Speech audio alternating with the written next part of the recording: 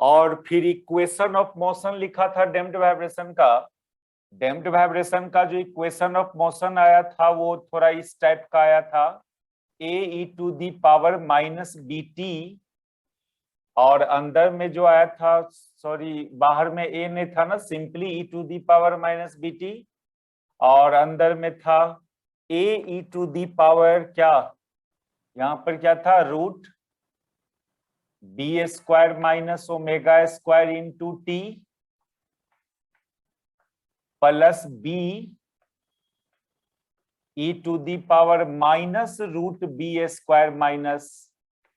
- ω² ये था इक्वेशन, ये इक्वेशन डिराइव हुआ था। इसमें एक कंडीशन किया था हम लोग, यहाँ पर 3 कंडीशन करना था। पहला कंडीशन करना था हम लोग को कि व्हेन B बराबर 0, व्हेन B बराबर 0, B बराबर 0 मतलब डैम्पिंग फोर्स विल एब्सेंट। इसका मतलब हुआ डैम्पिंग फोर्स विल एब्सेंट, यानी फ्रिक्शन फोर्स एक्ट नहीं करेगा, क्योंकि B रिलेटेड था किससे, B बराबर माना था किसको, μ/m को, μ/m बराबर 2B माना था। तो यदि डैम्पिंग फोर्स एब्सेंट होगा यानी μ0 होगा, μ0 होगा तब ये फ्रिक्शन फोर्स एब्सेंट होगा, तब B 0 हो जाएगा। μ0 होगा तो B भी 0 हो जाएगा। म्यू का 0 होना यानी डैम्पिंग फोर्स एब्सेंट होना। B0 मतलब दैट इज μ0। म्यू को डैम्पिंग कोएफिशिएंट बोलते हैं, म्यू का नाम डैम्पिंग कोएफिशिएंट।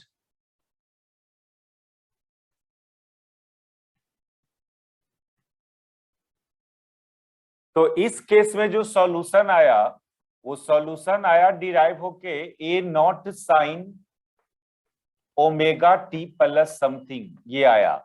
और ये सॉल्यूशन फ्री वाइब्रेशन का सॉल्यूशन है, इक्वेशन ऑफ फ्री वाइब्रेशन, यानी डैम्प्ड वाइब्रेशन कन्वर्ट हो जाएगा फ्री वाइब्रेशन में। यदि B 0 होगा तो स्वाभाविक है डैम्पिंग फोर्स एब्सेंट होना, खाली खाली रीस्टोरिंग फोर्स लगना। तो फ्री वाइब्रेशन का तो यही कंडीशन था, यदि डैम्पिंग फोर्स एक्ट नहीं करे, ओनली रीस्टोरिंग फोर्स एक्ट करे तो फ्री वाइब्रेशन। तो यही चीज, ये इक्वेशन डिराइव होके इतना आया जो कि फ्री वाइब्रेशन का इक्वेशन है, जो हम लोग फ्री वाइब्रेशन में इसको डायरेक्ट लिखा था। तो फ्री वाइब्रेशन का भी इक्वेशन डिराइव हो गया। ये इक्वेशन जब फ्री वाइब्रेशन पढ़ रहे थे तो डायरेक्ट लिख दिए थे, इसको सॉल्व नहीं किए थे। यहाँ पर कैसे पहुंचे उस डिफरेंशियल इक्वेशन से, वो बात वहां नहीं बताया गया था, लेकिन यहाँ पर आप इसका देखो। दूसरा केस आज करने चलेंगे हम लोग, यहां तक कर चुके हैं। सेकेंड केस करने चलो, जब B बहुत हाई हो, if B is very very greater than omega,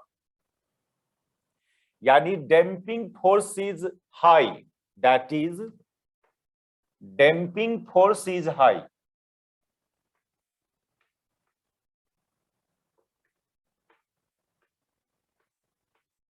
यानी बहुत ज्यादा अमाउंट का फ्रिक्शन फोर्स लग रहा है डैम्प वाइब्रेशन के समय।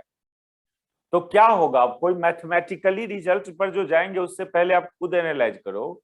यदि सरफेस का रफनेस बहुत ज्यादा हो, फ्रिक्शन फोर्स बहुत ज्यादा अमाउंट में लगेगा, तो वाइब्रेशन ही नहीं होगा, जहां रखोगे बॉडी को वहीं रह जाएगा, नहीं वाइब्रेट करने देगा फ्रिक्शन फोर्स, क्या नहीं करने देगा, नहीं ना होगा वाइब्रेशन। यदि फ्रिक्शन फोर्स बहुत लार्ज अमाउंट में एक्ट करेगा सरफेस पर तो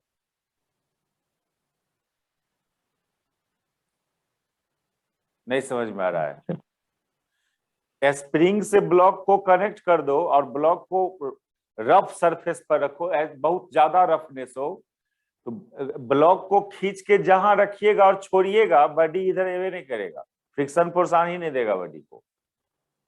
स्प्रिंग फोर्स यदि कम अमाउंट में हो फ्रिक्शन फोर्स से तो बॉडी वाइब्रेट ही नहीं करेगा। तो ये चीज हम लोग पहले से जानते हैं, लेकिन मैथमेटिकली भी आप देखो वाइब्रेशन ही नहीं होगा। देखो mathematically B should be very large, large than omega. तो बी यदि बहुत लार्ज होगा, लगभग उसको इन्फिनिटी समझेंगे मैथमेटिकली, बी का वैल्यू को इनफाइनाइट, दैट इज, इसका मतलब ये हुआ कि B tends to infinity. Language में बोल रहे हो कि वेरी लार्ज, इसको मैथमेटिकली बोला जाए तो बोलेंगे बी टेंड्स टू इन्फिनिटी। और जब बी टेंड्स टू इन्फिनिटी तो E to the power minus B T tends to zero. E का पावर माइनस इन्फिनिटी करोगे, ई का पावर माइनस इन्फिनिटी, तो वो जीरो हो जाएगा, that is X zero. X zero आ जाएगा, यानी वाइब्रेशन ही नहीं होगा, that is vibration does not exist.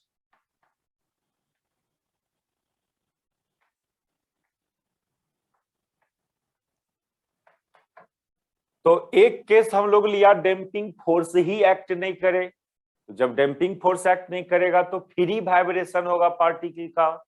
दूसरा केस लिया जब डैम्पिंग फोर्स बहुत लार्ज अमाउंट में एक्ट करे तो वाइब्रेशन ही नहीं होगा। और तीसरा केस जब डैम्पिंग फोर्स कम अमाउंट में एक्ट करे, उसको लाइट डैम्पिंग बोलते हैं। अच्छा, इसको हैवी डैम्पिंग भी बोला जाता है। बी का बहुत लार्ज होना यानी हैवी डैम्पिंग, इसको हैवी डैम्पिंग बोला जाता है, लार्ज अमाउंट का फ्रिक्शन फोर्स एक्ट करना।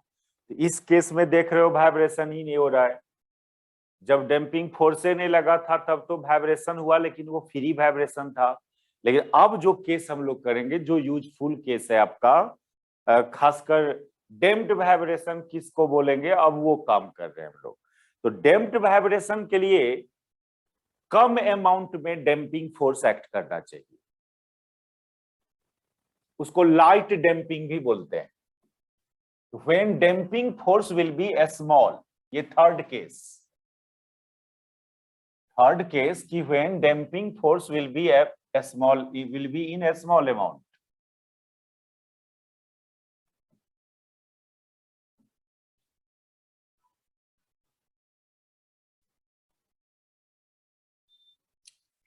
तीसरा केस है when damping force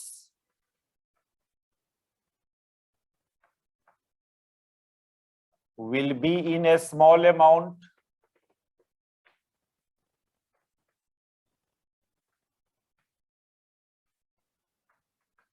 यानी इस केस में B जो है, देखो B रिलेटेड है डैम्पिंग फोर्स से, ओमेगा रिलेटेड है रीस्टोरिंग फोर्स से। याद करो, ओमेगा था √k/m और B था μ/2m। तो ओमेगा डिपेंड कर रहा है k पर, k रिलेटेड है किससे, रीस्टोरिंग फोर्स से रिलेटेड है k। अच्छा, B बराबर है μ/2m और ये म्यू पर डिपेंड कर रहा है, और म्यू रिलेटेड है किससे, फ्रिक्शन फोर्स से। तो यदि डैम्पिंग फोर्स इस फोर्स के रिस्पेक्ट में स्मॉल हो, रीस्टोरिंग फोर्स के रिस्पेक्ट में ये स्मॉल अमाउंट में होगा, it means that B is less than omega, B is less than omega, that is B is less than omega. Very very less की भी बात मत करना, सिंपली लेस देन ओमेगा की बात कर सकते हो। लेकिन B स्क्वायर करोगे, B पर स्क्वायर लगा दोगे तो ये और बहुत छोटा हो जाएगा ओमेगा स्क्वायर से। कोई छोटा क्वांटिटी को स्क्वायर क्यूब करेंगे तो वो और छोटा हो जाता है। तो यहां पर इसको हम नेग्लेक्ट कर सकते हैं, B स्क्वायर को नेग्लेक्ट कर सकते हो ओमेगा स्क्वायर के रिस्पेक्ट में, लेकिन B को ओमेगा के रिस्पेक्ट में नेग्लेक्ट नहीं करेंगे, B को जीरो नहीं मानेंगे, B स्क्वायर को जीरो मान सकते हो। B सिंपली छोटा था ओमेगा से, तो B को जीरो नहीं मानेंगे, लेकिन स्क्वायर किया दोनों साइड, तो अब इसको बहुत छोटा मानेंगे ओमेगा स्क्वायर के रिस्पेक्ट में, तो B स्क्वायर को जीरो कर सकते हो। Damping force is act in A small amount, यानी रीस्टोरिंग फोर्स के रिस्पेक्ट में डैम्पिंग फोर्स स्मॉल है, दैट इज करने का मतलब बी स्मॉल है ओमेगा के रिस्पेक्ट में, ये मीनिंग हुआ, क्योंकि बी रिलेटेड है डैम्पिंग फोर्स से, ओमेगा रिलेटेड है रीस्टोरिंग फोर्स से। अब ये कंडीशंस को उसमें सब्स्टिट्यूट करने चलिएगा, इस कंडीशन को अभी आप रखोगे उस जनरल इक्वेशन जो डिराइव करके रखे हो आप,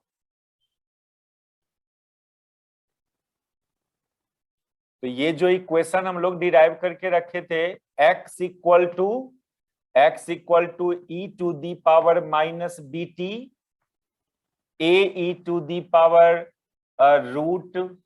root B square minus omega square into T, E का पावर में है ये, plus B E to the power minus root B square minus omega square into T. अब इसमें ये कंडीशन डालिए तो ये हो जाएगा E to the power minus B T A E to, अच्छा बी स्क्वायर को जीरो रखना है, बी स्क्वायर जहां जहां बी स्क्वायर दिखेगा वहां जीरो रख दो, तो ये बी स्क्वायर की जगह जीरो रखोगे तो ये root minus omega square into T, अब प्लस यहां पर B to the power minus root minus omega square into T.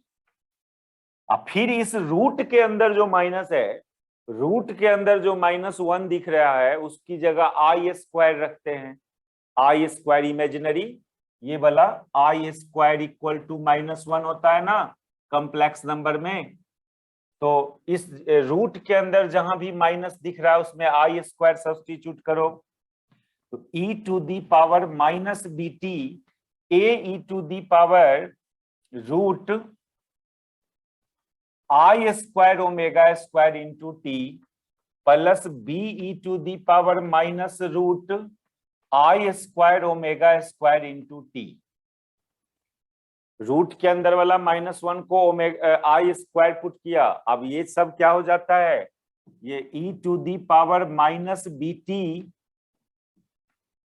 A E to the power I omega T plus B E to the power minus I omega T,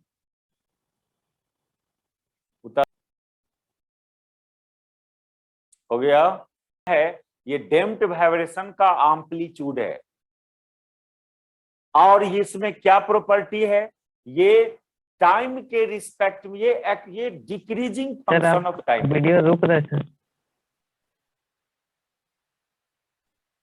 रुको network yes sir, video रुक। हाँ जो उसको 4G में लगा है 5G में convert करने दो।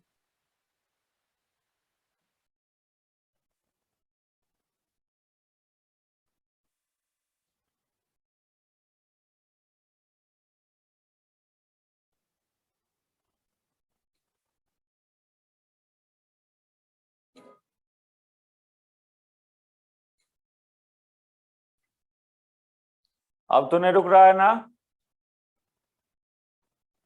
नहीं सर। अब ठीक है ना? Yes sir. तो सुनिए क्या बोल रहे हैं ये टर्म को आप डैम्प्ड वाइब्रेशन का एम्पलीट्यूड बोला, and it is decreasing function of time, it is exponentially, इसको बोलते हैं हम लोग exponentially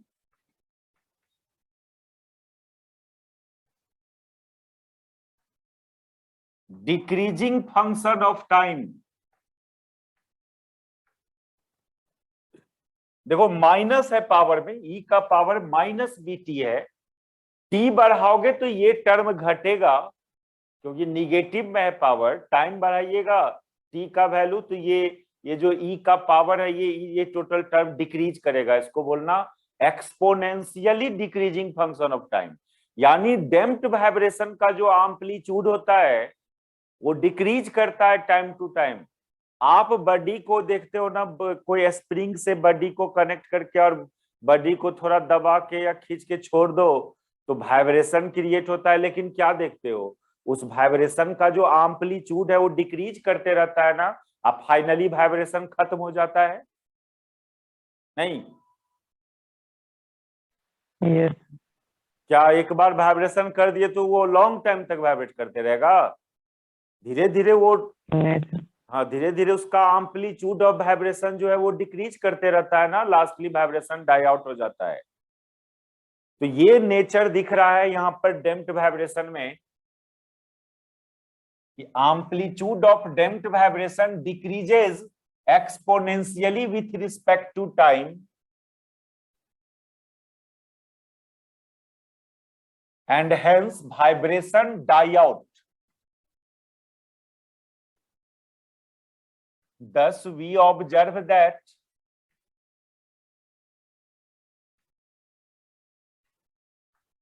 amplitude of vibration, amplitude of damped vibration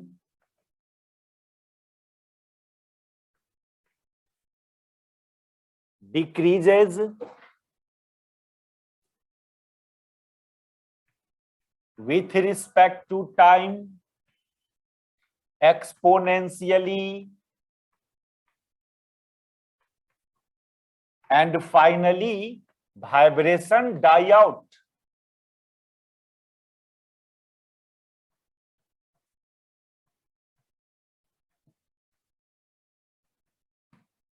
तो जो भी कोई रॉड है, कोई रॉड है, उसको टेढ़ा करके छोड़ दो तो वो ऑसिलेट करते करते उसका जो एम्पलीट्यूड है वो डिक्रीज करते जाएगा और फाइनली कुछ टाइम के बाद वो फिर स्टॉप हो जाएगा वाइब्रेशन।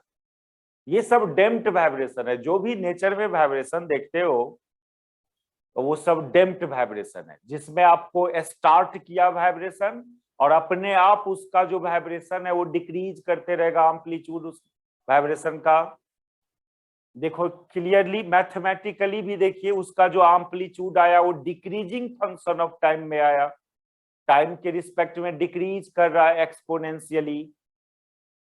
तो डिक्रीज कर रहा है मतलब ये हुआ कि सपोज करो ये कोई पार्टिकल है जो ओरिजिन के अबाउट वाइब्रेट कर रहा था।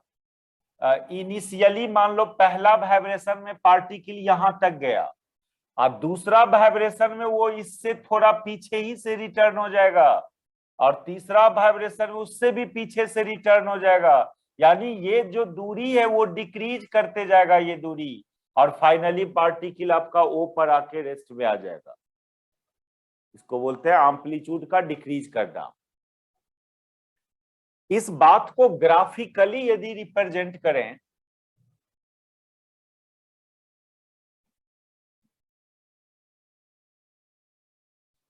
जबकि फ्री वाइब्रेशन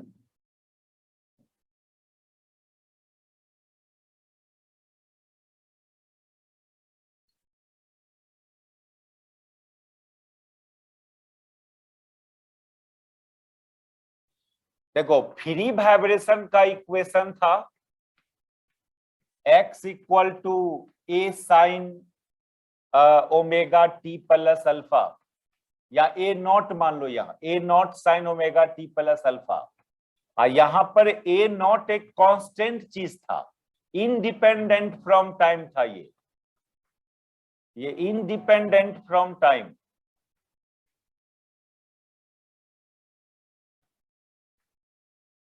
यानी फ्री वाइब्रेशन में पार्टिकल का जो एम्पलीट्यूड ऑफ वाइब्रेशन है वो कांस्टेंट रहेगा। यानी ड्यूरिंग वाइब्रेशन आपका particle always plus A not and minus A not पर हमेशा जाएगा। इच वाइब्रेशन में वो यहाँ जब भी इधर जाएगा तो यहीं से रिटर्न होगा। ऐसा नहीं कि सेकेंड वाइब्रेशन में वो पहले ही से रिटर्न हो जाए, ऐसा नहीं, वो ऑलवेज ए नॉट तक जाएगा उधर और इधर माइनस ए नॉट तक इन फ्री वाइब्रेशन।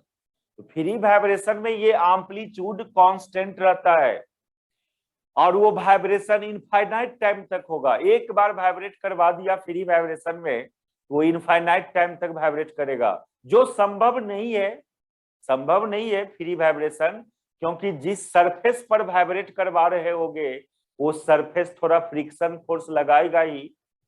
कोई भी सरफेस 100% स्मूथ नहीं होता है। अब फ्री वाइब्रेशन का कंडीशन है कि ओनली रीस्टोरिंग फोर्स लगे, वही संभव नहीं है कि खाली रीस्टोरिंग फोर्स लगे, कुछ ना कुछ फ्रिक्शन फोर्स लगेगा ही। इसलिए फ्री वाइब्रेशन एक आइडियल वाइब्रेशन है, थ्योरेटिकल वाइब्रेशन है वो, पढ़ने के लिए पढ़ते हो, ऐसा पॉसिबल नहीं है। और इस इक्वेशन को जब ग्राफिकली रिप्रेजेंट करोगे, इस फ्री वाइब्रेशन के इक्वेशन को, तो उसको ऐसे, ये साइन है, ए नॉट है, तो आपका ग्राफ ऐसा बनता है। देखिए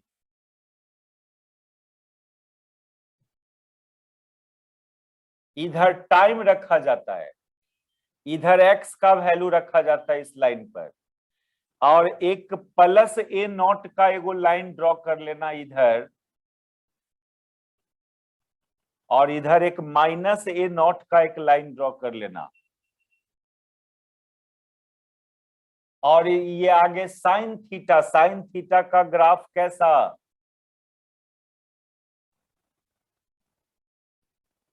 ऐसा होता है। यानी ऑलवेज ये ग्राफ इस पॉइंट और इस पॉइंट को टच करते रहेगा। ये फ्री वाइब्रेशन का graphical representation, graphical representation of free vibration.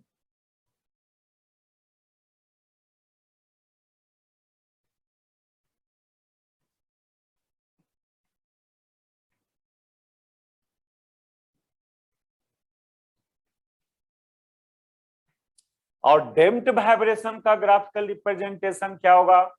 तो डैम्प्ड वाइब्रेशन का जो इक्वेशन था, x बराबर A naught E to the power minus B T sine omega T plus alpha, इसमें ये एम्पलीट्यूड डिक्रीज कर रहा है एक्सपोनेंशियली, जबकि यहां पर ये ए नॉट कांस्टेंट था।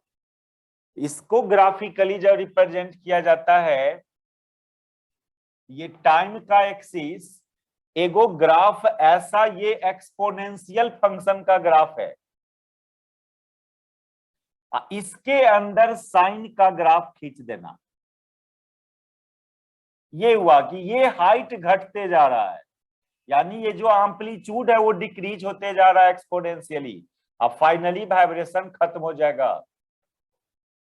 टी बराबर 0, ये ओरिजिन मतलब टी बराबर 0, टी बराबर 0 पर एम्पलीट्यूड ए नॉट आएगा। देखो यहाँ पर ई का पावर में टी का वैल्यू 0 डालोगे तो ए नॉट, यानी ये जो ये एक्स वाला लाइन है, ये लाइन एक्स के लिए है ये लाइन, लेकिन टी बराबर 0 पर एम्पलीट्यूड ए नॉट है। और ये एक्सपोनेंशियल, ये जो ग्राफ है ना, ये ग्राफ किसका है? ये ग्राफ है A naught E to the power minus B T का ग्राफ है, और ये ग्राफ है sine omega T plus alpha का ग्राफ है। तो जब दो फंक्शन का प्रोडक्ट का ग्राफ खींचना हो, तो दोनों, इसका ग्राफ खींच लिया और इसके अंदर इसका ग्राफ डाल दिया, ये हुआ ग्राफिकल रिप्रेजेंटेशन ऑफ। ये सब थोड़ा यदि नहीं समझ में आ रहा है तो वो तो मैथमेटिकली वीक है, इसलिए ये सब बात को समझने में प्रॉब्लम हो रहा है, या 11 लेवल में ठीक से नहीं देखा गया होगा। पीरियोडिक फंक्शन का ग्राफिकल ग्राफ ड्रॉ करना, ट्रिगोनोमेट्रिक फंक्शन का, एक्सपोनेंशियल फंक्शन का ग्राफ खींचना, और दो फंक्शन का प्रोडक्ट हो तो उसका ग्राफ कैसे खींचते हैं। जैसे यहाँ पर वही बात है, यहाँ पर दो फंक्शन है टाइम का और उसका प्रोडक्ट है, उसका कैसे ग्राफ खींचा जाएगा। तो इसका एक नियम था कि पहले इसका ग्राफ खींच लेना, ये भी हुआ E to the power minus B T A का ग्राफ, और ये भी E to the power minus B T का, और उसके अंदर हम लोग साइन का ग्राफ ड्रॉ कर दिया। ये तो यहाँ से ग्राफ से भी ऑब्जर्व हो रहा है कि ये जो हाइट है ये एम्पलीट्यूड है, यही इसी को एम्पलीट्यूड बोलते हैं, ये डिक्रीज कर रहा है एक्सपोनेंशियली, और फाइनली वाइब्रेशन खत्म हो जाएगा। तो ये था हम लोग का डैम्प्ड वाइब्रेशन। इसमें बहुत कुछ बात, बहुत सारा कंडीशन सब डिस्कस किया हम लोग। अब है एक लास्ट में ये इसको भी ड्रॉ कर लो, ये फ्री वाइब्रेशन का ग्राफिकल रिप्रेजेंटेशन, और इसको बोलेंगे graphical representation of damped vibration.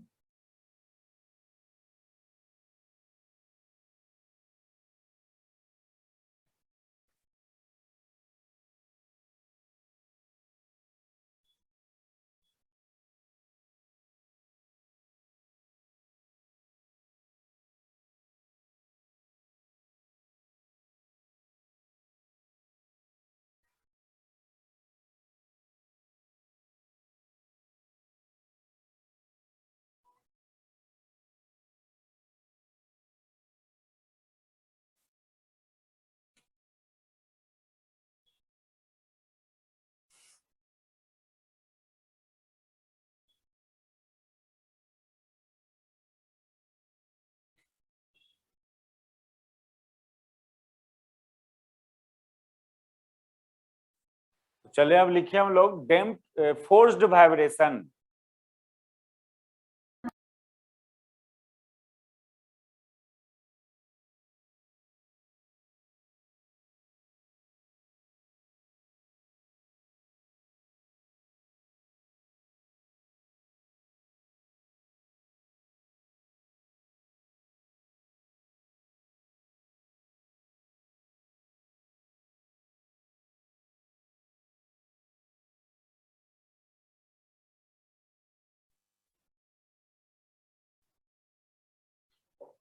Next topic है फोर्स्ड वाइब्रेशन।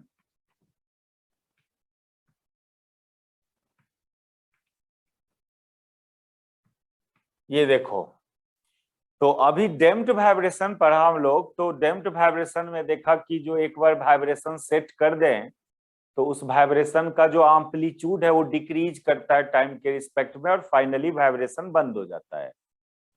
लेकिन आप चाहते हो कि वाइब्रेशन बंद नहीं हो, डैम्प्ड वाइब्रेशन में तो डिक्रीज करता है एम्पलीट्यूड, तो बंद होगा ही वाइब्रेशन। और आप चाहते हो कि नहीं सिस्टम वाइब्रेट करते रहे, तो क्या करोगे, बाहर से एक एक्सटर्नल फोर्स और आपको अप्लाई करना पड़ेगा। जैसे मेरा कहना इस मॉडल का कोई फोर्स,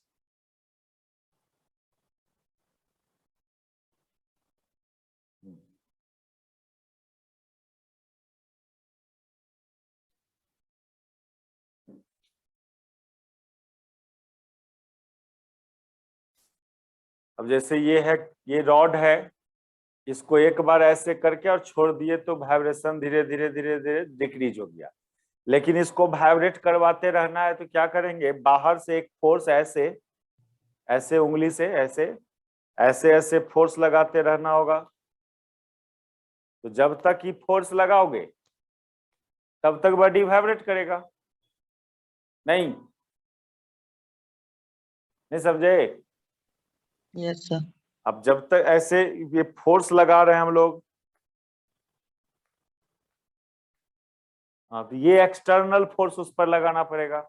और ये एक्सटर्नल फोर्स जो लगा रहे हो वो भी पीरियोडिक नेचर का, ये फोर्स पीरियोडिक नेचर का है, जो हर इक्वल टाइम के बाद लगा रहे हो आप इस पर फोर्स। तो यदि कोई सिस्टम पहले से डैम्प्ड वाइब्रेशन में है तो उसका एम्पलीट्यूड डिक्रीज करेगा टाइम के रिस्पेक्ट में। लेकिन यदि उस पर एक एक्सटर्नल पीरियोडिक फोर्स लगाते रहे, पीरियोडिक मतलब इस नेचर का फोर्स, हर इक्वल टाइम के बाद लगाना फोर्स, तो फिर सिस्टम का वाइब्रेशन को फोर्स्ड वाइब्रेशन में बोला जाएगा। तब आप जब तक लगाओगे वो एक्सटर्नल पीरियोडिक फोर्स तब तक आपका सिस्टम वाइब्रेट करेगा। तो if A system will be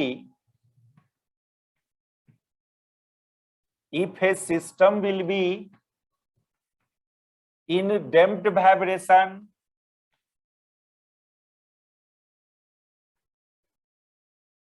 vibrate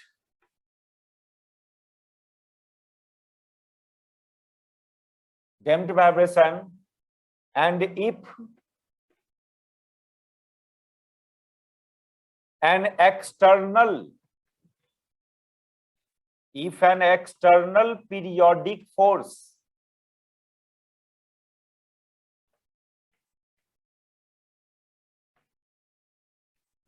will act on system,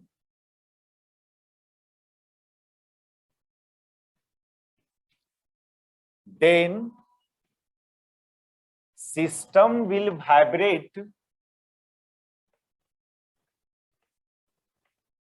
until this external periodic force will act. Until this external periodic force will act.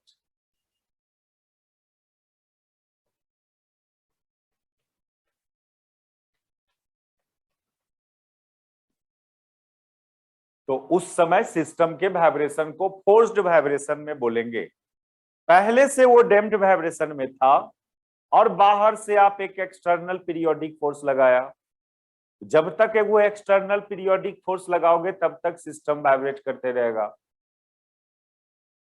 then vibration of system is called forced vibration.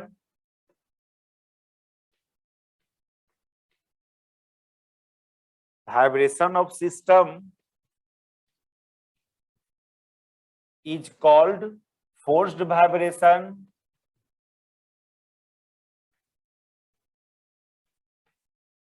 तो finally forced vibration में कौन कौन force लग रहा है system पर? Thus, in forced vibration,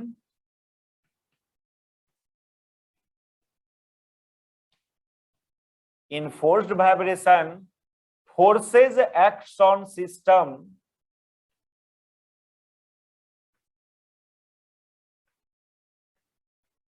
in forced vibration forces acts on system are कौन कौन?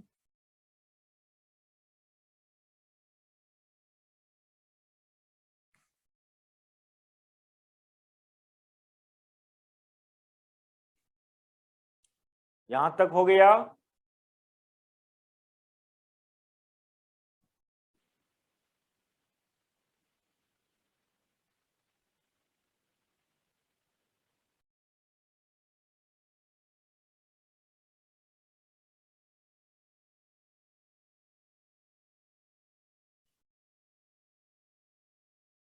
In forced vibration, forces acts on system are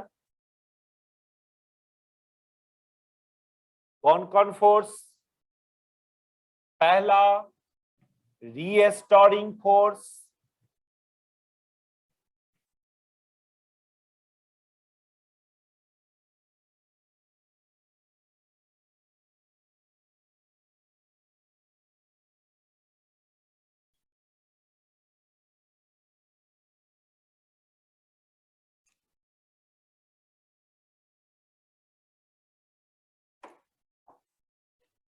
first में रीस्टोरिंग फोर्स। और रीस्टोरिंग फोर्स किस मॉडल का? F बराबर माइनस KX मॉडल का। क्योंकि देखो पहले से डैम्प्ड वाइब्रेशन में बोले है ना, तो जब डैम्प्ड वाइब्रेशन में है तो रीस्टोरिंग फोर्स और डैम्पिंग फोर्स तो पहले ही से लग रहा है आपके पार्टिकल पर। जब डैम्प्ड वाइब्रेशन में था तब आप गए एक एक्सटर्नल पीरियोडिक फोर्स लगाने, यानी रीस्टोरिंग फोर्स और डैम्पिंग फोर्स तो ऑलरेडी पहले ही से लग रहा था। तो फोर्स्ड वाइब्रेशन में आपके सिस्टम पर एक रीस्टोरिंग फोर्स लग रहा होगा, दूसरा डैम्पिंग फोर्स। डैम्पिंग फोर्स और डैम्पिंग फोर्स किस मॉडल का? Minus mu dx by dt model का। और अभी बस एक एक्स्ट्रा फोर्स की बात और कर रहे हो, वो कौन? External periodic force. External periodic force, और वो एक्सटर्नल पीरियोडिक फोर्स होना चाहिए इस टाइप का, F equal to F0 sine PT।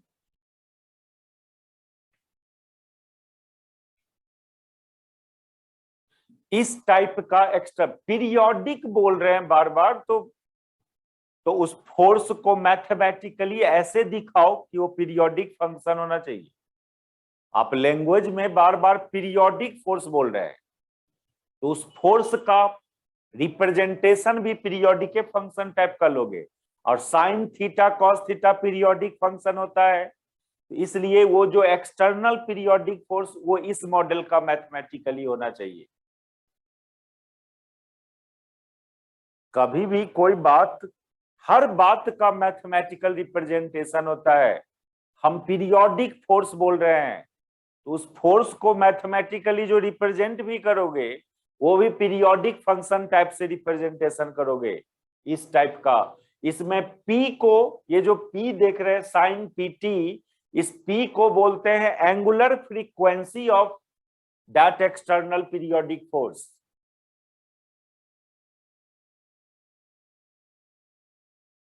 इसमें इस P का नाम है एंगुलर फ्रीक्वेंसी।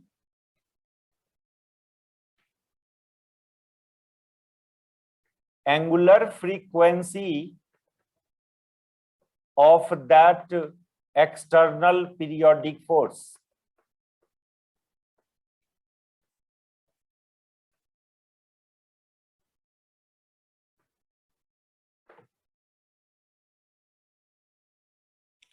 तो ये तीन फोर्स ड्यूरिंग फोर्स्ड वाइब्रेशन। तो अब देखो शुरू से आप क्या गौर करो, हम लोग तीन टाइप का वाइब्रेशन पढ़ा। फ्री वाइब्रेशन, अभी अभी फोर्स्ड वाइब्रेशन में बहुत काम करना है। फ्री वाइब्रेशन में एक ही गो फोर्स था, रीस्टोरिंग फोर्स। डैम्प्ड वाइब्रेशन में एक एक्स्ट्रा फोर्स आ गया था, डैम्पिंग फोर्स। ये फोर्स्ड वाइब्रेशन में एगो और फोर्स आ गया। तो यही होते गया, सब में एक एक फोर्स इंक्रीज करते गया। ये तीनों वाइब्रेशन में, वो फ्री वाइब्रेशन में सिंपली ये वाला फोर्स फ्री वाइब्रेशन में, और डैम्प्ड वाइब्रेशन में ये और ये दोनों, और फोर्स्ड वाइब्रेशन में एक और ये फोर्स की बात किया आप। ये तो हुआ condition for damped forced vibration. इसमें इस टाइप का तीन गो फोर्स लगना चाहिए। अब है equation of motion of forced vibration. यही दो काम करना है किसी भी वाइब्रेशन का। कंडीशन मतलब कौन कौन फोर्स लगेगा किस टाइप का, और उस वाइब्रेशन का इक्वेशन ऑफ मोशन। और वो equation of motion generally differential equation type का आता है। फिर उस डिफरेंशियल इक्वेशन का सॉल्यूशन। यही तीन काम हर क्वेश्चन में करना है आपको। कोई वाइब्रेशन डिफाइन करने देता है, उस वाइब्रेशन में कौन कौन फोर्स लगता है वो बोलोगे। फिर उस वाइब्रेशन का differential equation of motion derive करोगे, और फिर उस डिफरेंशियल इक्वेशन का सॉल्यूशन करोगे। और जो सॉल्यूशन आएगा उसको थोड़ा एनालाइज करना है। उसके बाद एम्पलीट्यूड को ग्राफिकली रिप्रेजेंट करना, सॉल्यूशन को। यही सब काम कर दिया, दैट इज आप उस क्वेश्चन का आंसर कर लिया। तो चले अब हम लोग equation of motion of forced vibration.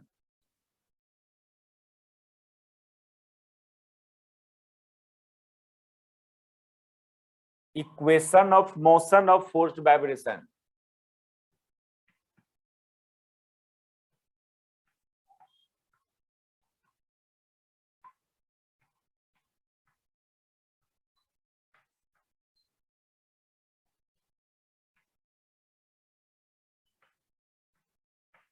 Equation of motion of forced vibration. ये इक्वेशन ऑफ मोशन कैसे डिराइव होता है? बस रिजल्टेंट फोर्स बराबर मास इनटू एक्सेलरेशन कर लेना। देखो सब कुछ का एक कॉमन मेथड हम करते आए हैं, कुछ याद रखने की जरूरत नहीं है, जनरल मेथड है। अब फिर ये वाइब्रेशन से देखो ना, जो फोर्स लगा था उस वाइब्रेशन में, उस फोर्स को मास इनटू एक्सेलरेशन से इक्वेट कर दिया था। यहां पर जो फोर्स लग रहा है कौन कौन? एक तो रीस्टोरिंग फोर्स लग रहा है, एक डैम्पिंग फोर्स लग रहा है minus new dx by dt, और एक एक्स्ट्रा फोर्स की बात किए हो F0 साइन pt। ये तीन गो फोर्स लग रहा है फोर्स वाइब्रेशन में। इस तीनों का रिजल्टेंट कर देना। ये हुआ resultant force in force vibration. ये रिजल्टेंट फोर्स, और न्यूटन सेकेंड लॉ से जानते हो कि रिजल्टेंट फोर्स होता है मास इनटू एक्सेलरेशन। यानी यहां पर मास इनटू एक्सेलरेशन से इक्वेट कर लेना इसको।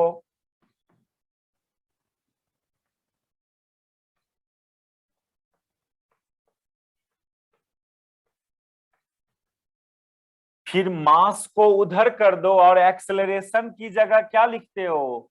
एक्सेलरेशन को लिखा जाता है d2x by dt square. Acceleration की जगह मास को उस साइड कर दीजिए, ये minus k by M into X, फिर ये minus mu by M into D X by D T, plus F0 by M into sine P T. ये हुआ। अब क्या करना, इस दोनों निगेटिव टर्म को इस साइड ले आओ, लेफ्ट साइड। इस दोनों निगेटिव टर्म को, तो ये दिखेगा d2x by dt square d2x by dt square plus mu by m into dx by dt plus k by m into x equal to f naught by m into sine pt।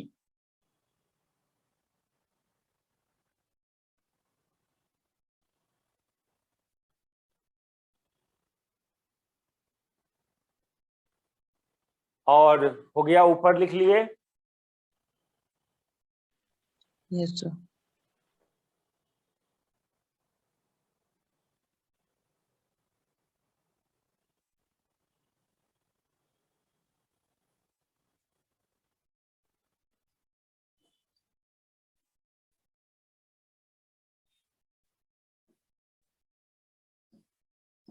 और एक assumption जो हम लोग बार बार damped vibration में भी किया था, क्या किया था डैम्प्ड वाइब्रेशन में, ये जो म्यू बाई एम है उसको 2b माना था और k बाई एम है उसको ओमेगा स्क्वायर माना था।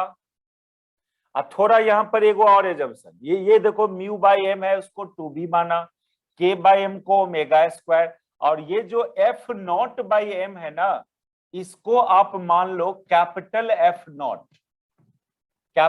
नॉट मान लो, ये small f naught by M है। तो ये एजम्पशन इसमें सब्स्टिट्यूट करोगे इस इक्वेशन में, तो अब ये इक्वेशन कैसा दिखेगा आपको, ये दिखेगा d2x by dt square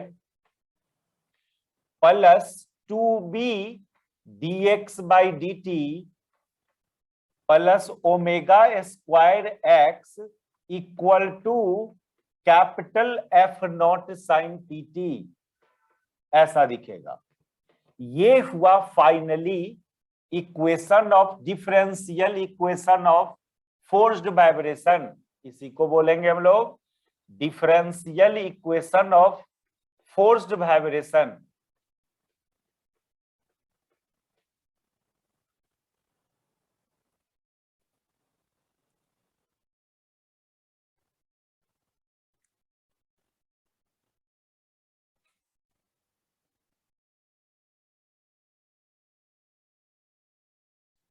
differential equation of forced vibration. और इसका एक क्लास और हम लोग लेंगे इसमें, नेक्स्ट क्लास कल कंप्लीट हो जाएगा ये टॉपिक, फिर नया चैप्टर नेक्स्ट क्लास, एक क्लास और चलेगा ही, इसका सॉल्यूशन करेंगे इस डिफरेंशियल इक्वेशन का, फिर इस वाइब्रेशन को एनालाइज करना। रहने दो।